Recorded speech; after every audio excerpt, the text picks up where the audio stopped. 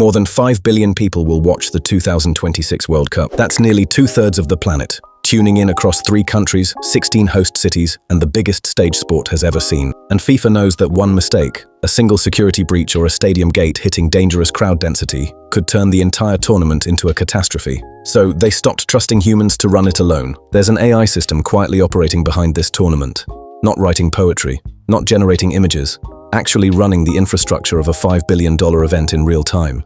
And almost nobody is talking about it. Here's what makes this tournament different from every World Cup before it. It's not just the biggest, it's the most complicated event in human history. 48 teams, 104 matches, venues scattered across New York, Los Angeles, Toronto, and Mexico City, all operating simultaneously across 3 time zones and 3 different governments. Think about the logistics. Crowd flows in New York's MetLife Stadium have nothing to do with Estadio Azteca in Mexico City. Police protocols differ completely between US Homeland Security and Mexican federal agencies. And you have broadcasters in 200 countries demanding live video feeds with 0 delay. FIFA's old playbook?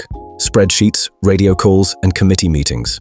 At this scale, that playbook doesn't just fail, it completely collapses. So, what replaced it? Inside a heavily secured command center in Miami, FIFA quietly launched an intelligent command center. Powered by Lenovo's Edge AI networks, this system sucks in data from 600 sites every single second, predicting crowd bottlenecks, tracking transport schedules, and making decisions faster than any human operator ever could. To understand how this actually works, you have to look at the tech stack.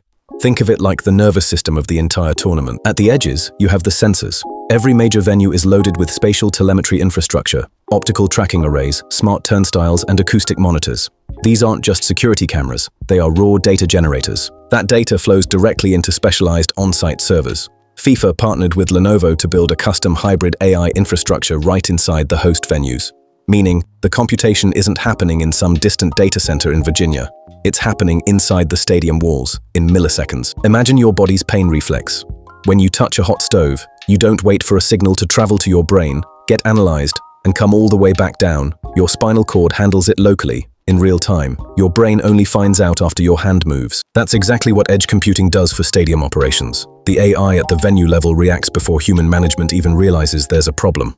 If crowd density spikes at Gate C, the AI automatically reroutes foot traffic through Gate E before a bottleneck forms. If a water main drops pressure beneath the pitch, maintenance teams get flagged 20 minutes before a leak is visible. None of this is a human decision. It is automated inference. Now here is where it gets interesting for anyone paying attention to the money. FIFA isn't just using AI to manage the stadium crowd flows. They are turning that crowd data into a massive business. Think about what Google Maps actually is. On the surface, it's a free navigation app. But underneath, it's a massive pipeline tracking human movement patterns, data that is worth billions to advertisers and city planners. FIFA is building the exact same model, except instead of roads, it's stadiums. Instead of drivers, it's fans. Every single fan who buys a digital ticket to a match is, with their consent buried deep inside the terms of service, handing over their behavioral data directly to FIFA's commercial intelligence network. When do they arrive? What exact routes do they walk? Which concession stands do they visit at halftime versus kickoff? And which sponsor booths get high foot traffic, and which ones get completely ignored. That isn't just basic surveillance. It is a highly optimized B2B data pipeline. Global brands like Coca-Cola or Adidas aren't just paying for a billboard logo anymore. They are buying audience behavior intelligence from the biggest sporting event in history. That is a completely different business model than sports sponsorship used to be. And AI is the only thing that makes it possible. There's another piece of this that TV audiences will actually see, even if they don't realize it.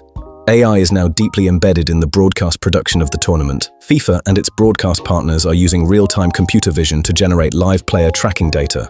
XG models, pressure maps, distance covered per sprint, defensive shape metrics, all delivered with under 2 seconds of latency to broadcast teams worldwide. The graphics you're going to see on your screen during the 2026 World Cup, a large percentage of them will be AI-generated, real-time, from spatial tracking systems built into the stadium infrastructure.